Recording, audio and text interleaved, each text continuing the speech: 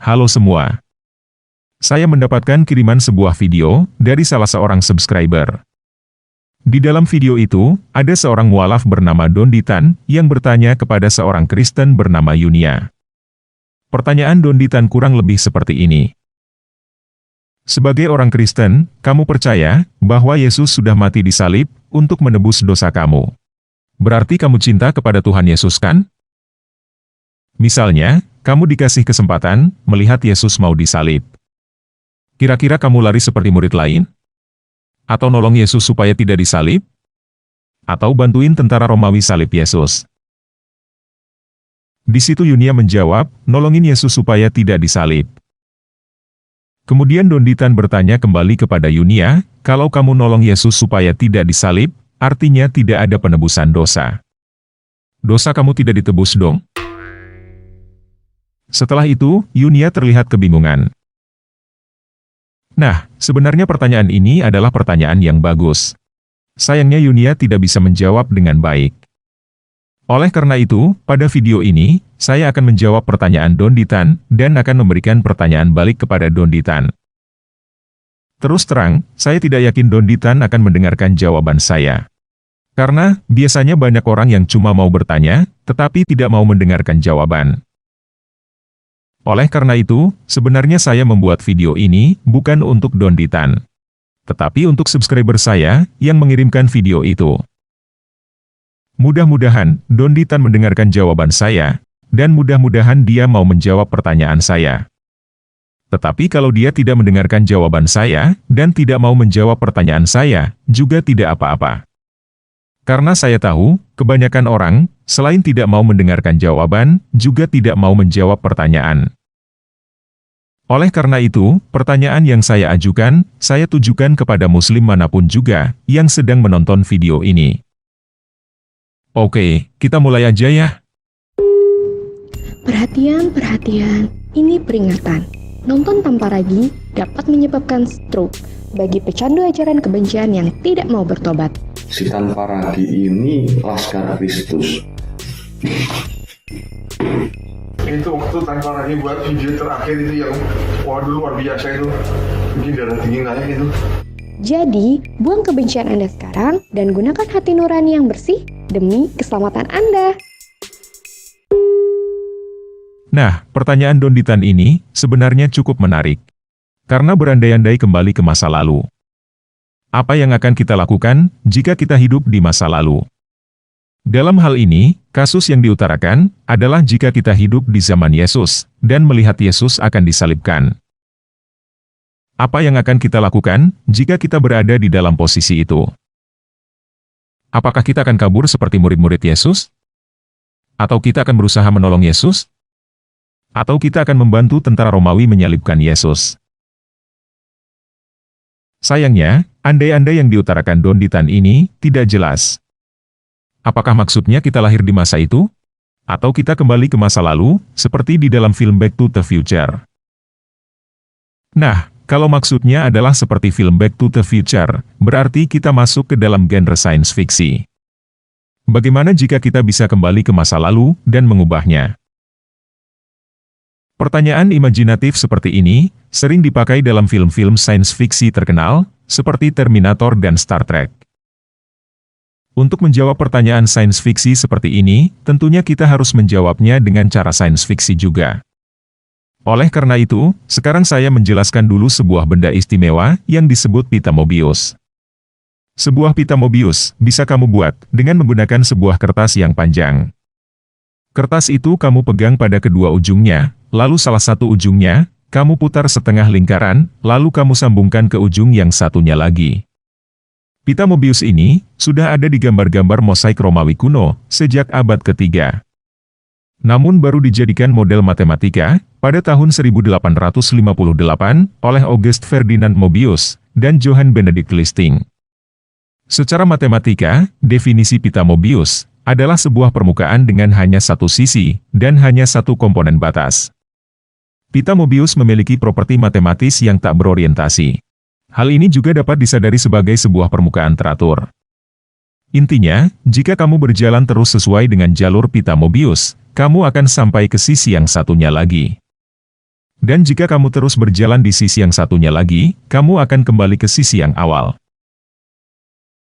Nah, supaya tidak terlalu lama, saya tidak akan menjelaskan pita Mobius ini secara matematika lebih lanjut. Tetapi saya akan langsung menerapkannya di dalam contoh kasus pertanyaan kita. 2000 tahun yang lalu, Yesus mati disalibkan. Kemudian misalnya sekarang, 2000 tahun setelah Yesus disalibkan, lahir Don Ditan, yang menggunakan mesin waktu, untuk kembali ke zaman Yesus. Don Ditan kembali ke zaman Yesus, membawa berbagai macam senjata, untuk mencegah Yesus mati disalibkan oleh Romawi. Ceritanya Don Ditan berhasil. Yesus tidak jadi mati disalibkan, dan itu adalah akhir dari satu sisi kisah fiksi. Pertanyaannya adalah, apa yang akan terjadi setelah itu? Yang terjadi selanjutnya, adalah alur cerita kita, mengikuti model pita Mobius. Yang terjadi selanjutnya adalah, jika Yesus tidak jadi mati disalibkan, maka 2000 tahun kemudian, tidak ada Don Ditan yang menggunakan mesin waktu, untuk kembali ke zaman Yesus. Karena tidak ada Don Ditan yang kembali ke masa lalu, untuk mencegah Yesus disalibkan oleh Romawi, maka yang terjadi adalah, Yesus mati disalibkan oleh Romawi. Jadi, jika kita menghayal kembali ke masa lalu seperti itu, dengan menggunakan model matematika pita Mobius, maka hasilnya kita akan kembali kepada Yesus mati disalibkan. Nah, sekarang kita akan menjawab pertanyaan ini, dalam konteks bukan kembali ke masa lalu, seperti yang ada di dalam cerita fiksi. Bagaimana jika kita lahir pada zaman Yesus? Apa yang akan kita lakukan ketika kita melihat Yesus akan disalibkan? Tentunya jawabannya adalah tergantung. Pada saat itu kita lahir sebagai apa? Misalnya, kita lahir sebagai tentara Romawi. Bisa jadi kita menjadi tentara Romawi yang akhirnya menusuk lambung Yesus? Atau bisa jadi kita menjadi tentara Romawi yang ketika Yesus disalibkan, akhirnya berkata, "Sungguh, dia ini adalah anak Elohim." Bagaimana jika kita lahir sebagai orang Yahudi? Bisa jadi kita menjadi orang Farisi yang ikut berteriak supaya Yesus disalibkan? Bisa jadi kita menjadi orang Yahudi biasa yang tidak pernah berhubungan dengan Yesus dan tidak peduli ketika Yesus disalibkan? Atau bisa jadi kita menjadi pengikut Yesus? Jadi, pertanyaan ini seharusnya lebih spesifik. Bagaimana jika kita lahir pada zaman Yesus, sebagai apa? Nah, mungkin pertanyaan yang dimaksud adalah, apa yang akan kita lakukan jika kita menjadi pengikut Yesus pada saat itu? Mungkinkah kita akan menjadi orang yang membantu orang Romawi menyalibkan Yesus? Mungkin saja. Matius 27 ayat 32, Markus 15 ayat 21, dan Lukas 23 ayat 26, mencatat seseorang bernama Simon dari Kirene, yang dipaksa oleh orang Romawi, untuk memikul salib Yesus. Jika saya menjadi Simon dari Kirene, tentunya saya akan merasa bangga, karena saya bisa ikut mengambil bagian dalam sengsara dan penderitaan Yesus Kristus. Sekarang ini, Simon dari Kirene menjadi simbol bagi orang Kristen yang mengalami sengsara dan penderitaan Yesus Kristus di zaman ini. Mungkinkah kita menjadi orang yang berusaha menolong Yesus, supaya Yesus tidak disalib? Mungkin saja. Dan hal itu memang terjadi. Matius 26, ayat 51-54, Markus 14 ayat 47, dan Lukas 22, ayat 50-51, mencatat bahwa ketika Yesus ditangkap di Taman Getsemani, ada salah seorang murid Yesus yang berusaha menolong supaya Yesus tidak disalib. Kita tidak tahu siapa murid Yesus yang melakukan hal itu. Tetapi yang kita tahu, dia berusaha menolong Yesus dengan pedang. Dia melawan pasukan yang ingin menangkap Yesus, bahkan sampai berhasil memotong telinga salah satu tentara yang ingin menangkap Yesus. Tetapi apa yang terjadi kemudian? Yesus sendiri yang menghentikan orang yang berusaha menolong dia itu. Di dalam Matius tercatat, Yesus berkata, "Masukkan pedang itu kembali ke dalam sarungnya. Sebab barang siapa menggunakan pedang, akan binasa oleh pedang. Atau kau sangka, bahwa aku tidak dapat berseru kepada Bapakku, supaya ia segera mengirim lebih dari 12 pasukan malaikat, membantu aku?" jika begitu, bagaimanakah akan digenapi yang tertulis dalam kitab suci, yang mengatakan bahwa harus terjadi demikian? Bahkan Lukas mencatat bahwa setelah itu, Yesus malah memasang kembali telinga tentara yang sudah putus itu. Jadi, jikalau pada saat itu, kita menjadi orang yang ingin menolong Yesus, supaya Yesus tidak disalibkan, kita tidak akan berhasil. Ini adalah kenyataan, karena pada waktu itu memang ada orang yang ingin menolong Yesus, dan dia tidak berhasil. Selanjutnya, mungkinkah kita ikutan lari seperti murid lain? Sangat mungkin. Bahkan mungkin sekali, kita menyangkal Yesus 3 kali seperti Petrus, karena kita takut ikutan ditangkap. Oleh karena itu, jika kita hidup pada zaman Yesus, entah kita menjadi murid yang membantu Yesus disalibkan, atau menjadi murid yang mencegah Yesus disalibkan, maupun menjadi murid yang kabur ketakutan, kita tidak akan dapat mengubah peristiwa Yesus mati disalibkan. Peristiwa Yesus mati disalibkan adalah sesuatu yang harus terjadi. Itu sebabnya, Yesus telah berkali-kali memberitahukan sebelumnya kepada para murid-Nya. Walaupun para murid-Nya tidak mengerti, walaupun para murid-Nya tidak setuju, seperti Petrus yang menarik Yesus, lalu berusaha meyakinkan Yesus bahwa penyaliban itu tidak akan terjadi, penyaliban itu tetap terjadi. Suka tidak suka, setuju tidak setuju, menderita tidak menderita, sebagai murid Yesus, kita akan melihat Yesus mati disalibkan dengan mata kepala kita sendiri, dan kita tidak bisa berbuat apa-apa.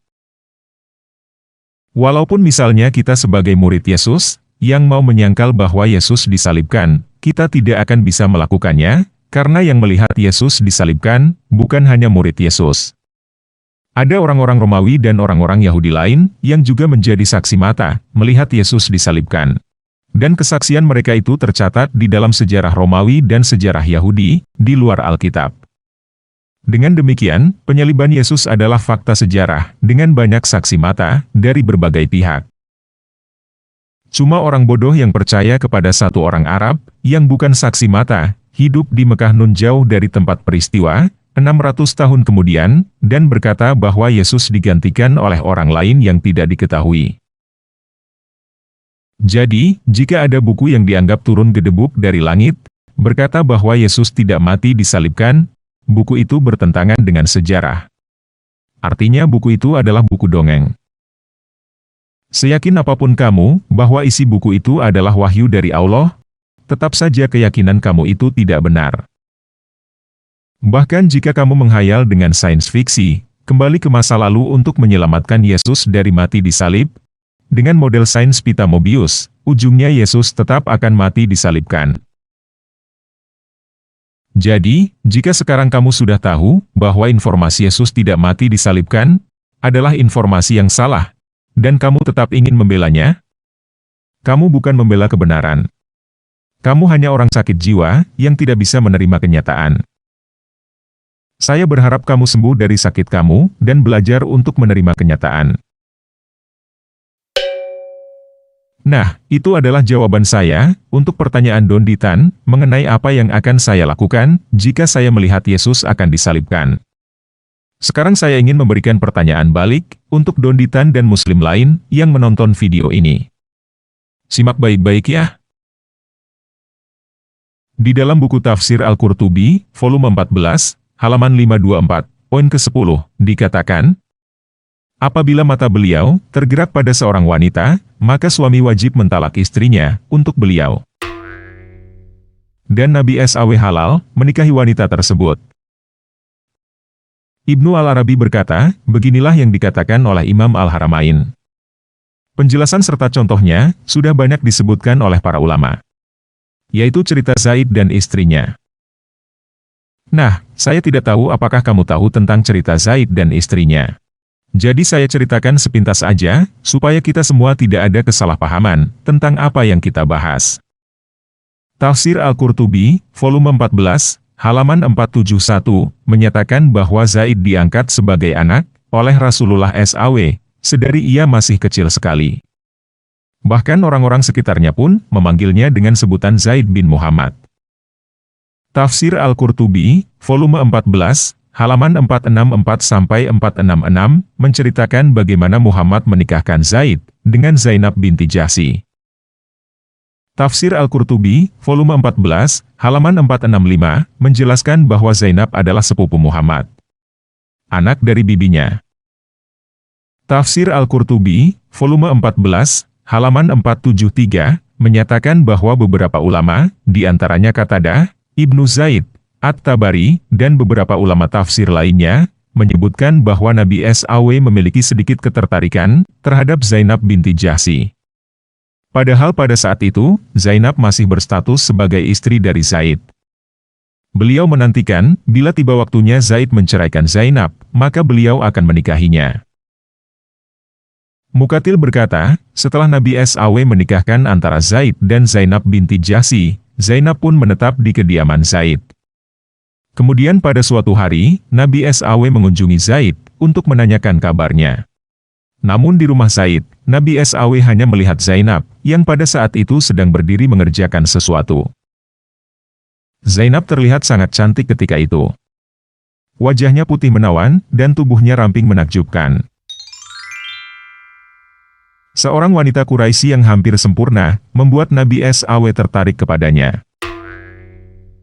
Lalu beliau berkata, Maha Suci Allah, yang membolak-balikan hati manusia. Zainab kemudian tersentak, karena mendengar ucapan beliau. Setelah Zaid tiba di rumah, Zainab langsung menceritakan hal tersebut. Mendengar itu, Zaid pun langsung mengerti. Lalu Zaid berkata kepada Nabi SAW, Wahai Rasulullah, izinkan aku menceraikan Zainab, karena ia terlalu tua bagiku, hingga membuatku terlalu hormat kepadanya. Apalagi ia juga sering menyakiti hatiku melalui kata-katanya. Nabi SAW pun menjawab, pertahankanlah istrimu, dan bertakwalah kepada Allah. Bahkan ada sebuah riwayat, yang menyebutkan bahwa pada waktu itu, ada angin yang berhembus sedikit kencang, hingga membuka tirai rumah Zaid. Zainab yang berada dalam rumah tersebut, dengan hanya mengenakan pakaian rumahnya, terlihat oleh Nabi SAW dari luar rumahnya. Beliau kemudian tertarik, dengan apa yang dilihatnya. Dan Zainab pun merasakan ketertarikan Nabi SAW itu. Zainab kemudian menceritakan kejadian itu kepada Zaid. Dan mendengar hal itu, terlintas dalam hati Zaid, keinginan untuk menceraikan Zainab. Singkat cerita akhirnya Zaid menceraikan Zainab. Halaman 480 dikatakan, diriwayatkan bahwa setelah Zaid menceraikan Zainab, dan setelah masa iddahnya selesai, Nabi SAW bersabda kepada Zaid, Engkau adalah orang yang paling aku percaya mengenai hal ini. Oleh karena itu, lamarkanlah Zainab untukku. Singkat cerita, Zaid melamarkan Zainab untuk Muhammad.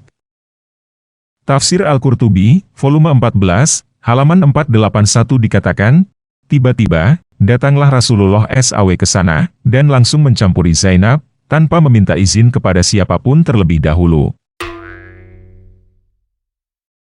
Ini adalah asbabun nuzul, atau cerita di balik turunnya ayat Al-Quran, surah 33 ayat 37.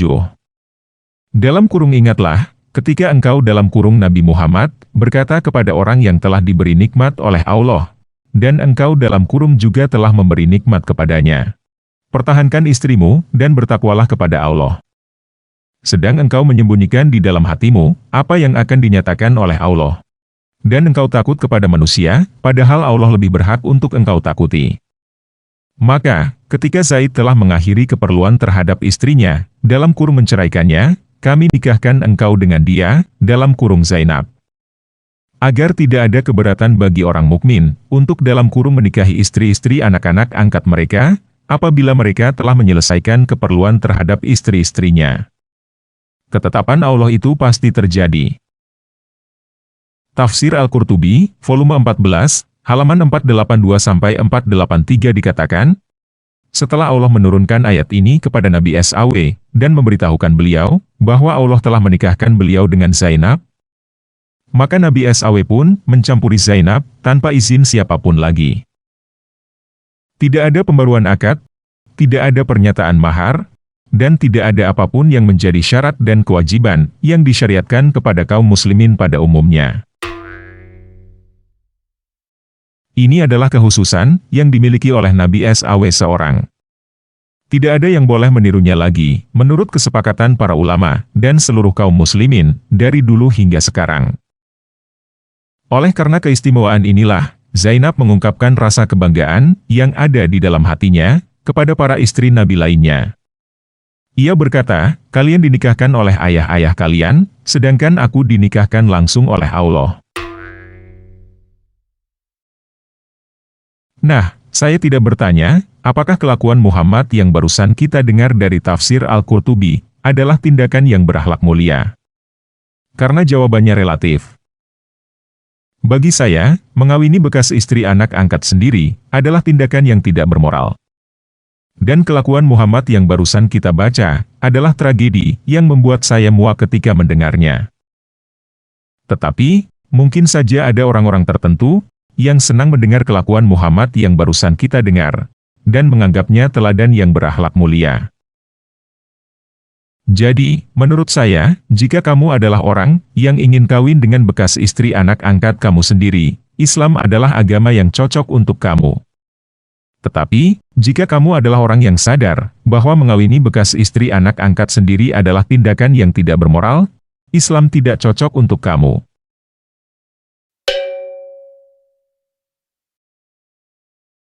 Saya juga tidak bertanya, jika kamu hidup di zaman Muhammad, dan Muhammad melihat istri kamu, lalu ingin mencampuri istri kamu, apakah kamu akan menceraikan istri kamu, atau mempertahankannya? Karena jika kamu hidup di zaman Muhammad, dan Muhammad ingin mencampuri istri kamu tidak punya pilihan untuk menolaknya. Entah kamu ceraikan istri kamu atau tidak, dia akan tetap menemukan cara untuk mencampuri istri kamu. Contohnya Syafi'ah binti Huyai. Syafi'ah binti Huyai adalah tawanan perang yang sudah diambil oleh dia. Tetapi setelah Muhammad tahu bahwa Syafi'ah sangat cantik, dia langsung mengambil Syafi'ah dari dia. Malam itu juga, Syafi'ah dicampuri oleh Muhammad. Jadi, jika Muhammad ingin mencampuri istri kamu tidak punya pilihan setuju atau tidak setuju. Seperti yang dikatakan di dalam buku tafsir Al-Qurtubi, volume 14, halaman 524, poin ke-10. Apabila mata Muhammad tergerak pada seorang wanita, maka suami wanita itu wajib mentalak istrinya untuk Muhammad. Dan Muhammad halal menikahi wanita tersebut. Itu juga sebabnya, seperti dikatakan di dalam hadis Ibnu Majah, nomor 1622, kami sangat berhati-hati untuk berbicara dan bersenang-senang bersama istri kami di masa Rasulullah Shallallahu Alaihi Wasallam. Maka kami berani untuk melakukannya ketika Rasulullah Shallallahu Alaihi Wasallam meninggal. Artinya, ketika Muhammad masih hidup, semua orang takut istrinya dilihat oleh Muhammad. Karena kalau istrinya dilihat oleh Muhammad, dan Muhammad menginginkannya, maka orang itu harus menceraikan istrinya, supaya bisa dicampuri oleh Muhammad. Jadi, pertanyaan saya kepada Donditan dan teman-teman muslim yang menonton video ini, begini. Coba bayangkan, kamu sedang hidup bahagia bersama istri kamu. Kamu boleh bayangkan, kamu hidup dimanapun juga, di zaman manapun juga. Mendadak, ada seseorang yang meminta kamu untuk menceraikan istri kamu, supaya dia bisa mencampuri istri kamu. Coba jawab dengan jujur. Menurut kamu, orang yang meminta orang lain menceraikan istrinya, supaya istrinya itu bisa dia campuri, adalah nabi atau bandit?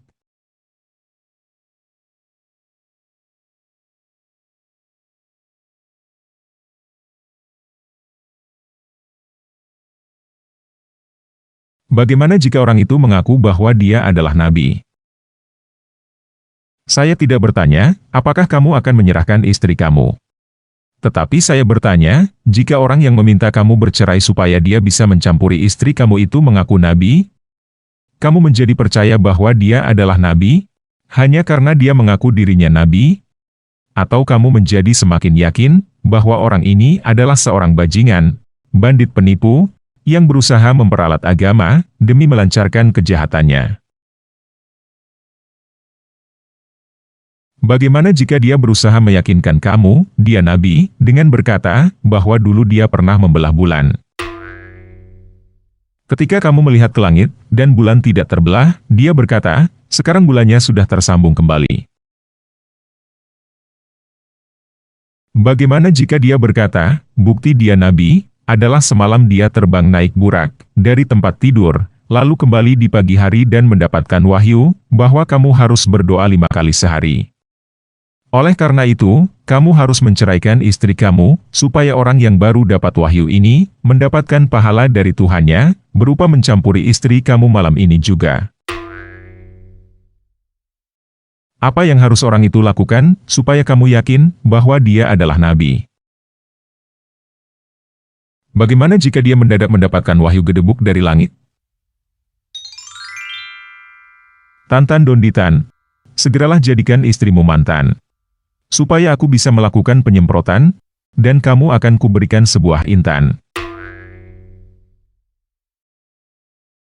Bagaimana jika ditambah dengan sebuah pedang di lehermu? Ceraikan istri kamu cepetan, atau nyawamu diambil setan. Jadi, saya tidak bertanya, apakah kamu akan menceraikan istri kamu atau tidak. Karena kamu tidak punya pilihan, jika Muhammad mau mencampuri istri kamu. Yang menjadi pertanyaan saya, adalah kamu yakin bahwa orang yang mau mencampuri istri kamu itu, adalah nabi yang berakhlak paling mulia? Atau kamu yakin, bahwa orang itu adalah seorang bandit biadab, yang bisa menggunakan topeng agama atau apapun juga, untuk mendapatkan semua keinginannya? Nah, kalau dari penjelasan ini, teman-teman bisa mengerti, bahwa Muhammad bukan nabi, berarti teman-teman adalah orang yang cerdas, punya akal yang sehat, dan hati nurani yang bersih. Kalau teman-teman bisa mengerti bahwa Muhammad bukan nabi, maka teman-teman juga bisa mengerti bahwa Al-Quran bukan wahyu, dan Islam bukan agama yang benar. Kalau teman-teman sudah sadar bahwa agama yang kamu percaya selama ini ternyata salah, maka teman-teman bisa mulai mencari agama lain yang lebih baik. Nah, khusus untuk Donditan, kalau kamu mendengarkan video ini, saya mau berkata begini. Saya tidak tahu, kamu punya kepahitan apa dengan Kristen. Kalau kamu mau keluar dari Kristen, itu adalah hak kamu, dan saya menghargai itu. Tetapi, kalau kamu masuk Islam, karena menurut kamu Kristen salah, maaf, saya mesti berkata, bahwa kamu bodoh. Kristen salah, tidak membuat Islam benar. Jadi, saya tidak berusaha untuk membujuk kamu, supaya kamu kembali ke Kristen. Tetapi saya menyarankan kamu, jika kamu memang mau keluar dari Kristen, coba kembali ke ajaran leluhur kamu. Konghucu. Kalau kamu suka ajaran Islam karena monoteis, Konghucu juga monoteis. Atau kalau kamu tidak mau Konghucu, setidaknya kamu pelajari ajaran agama Buddha. Ada banyak ajaran agama lain yang lebih bagus daripada agama yang mengajarkan orang untuk menceraikan istrinya, jika istrinya itu ingin dicampuri oleh si pemimpin agama. Dan banyak orang yang berakhlak lebih mulia daripada akhlak orang yang mengawini bekas istri anak angkat sendiri. Oke, sekian video kali ini. Yesus Kristus penguasa saya, memberkati.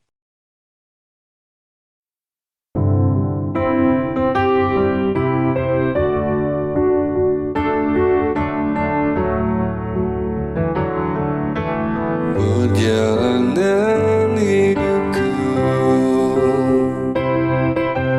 mencari arti diri, ku menemukan damai dari nama yang kekal. Dia cukupi nafkahku, Dia beri kesehatan, cinta dan kehidupan, tak kurang ku dapatkan. Syukurku Tuhan atas karunia-Mu, walau sederhana hatiku bahagia.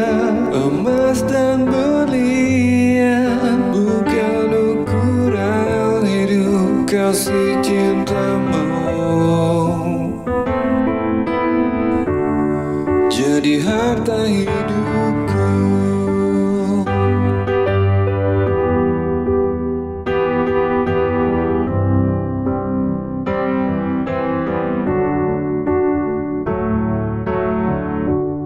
Syukurku Tuhan atas karuniamu, walau sederhana hidupku bahagia, emas dan berlian bukan ukuran hidup, tapi cintamu, kasihmu. Syukurku Tuhan atas karuniamu, hidup sederhana, hatiku bahagia, emas dan berlian bukan ukuran hidup, kasih cinta Tuhan jadi harta hidup.